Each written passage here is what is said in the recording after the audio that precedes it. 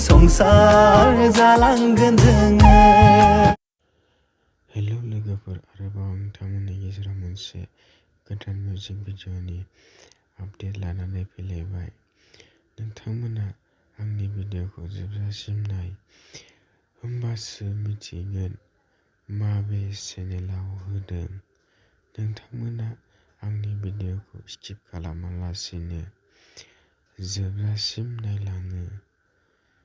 बिथांमोननि बे एलबामा जोबोरैनो नायनो मोजां जादों। बिथांमोना बे एलबामखौ रिलिज खालामबाय। बे भिडिअ'नि लिंकखौ डिस्क्रिप्शन बक्सआव होनानै दोनदों। नोंथांमोना डिस्क्रिप्शन बक्सआव थांनानै नायहैनो हागोन। भिडिअ'खौ नायखांबायबा माबायदि मोनदों कमेन्ट खालाम।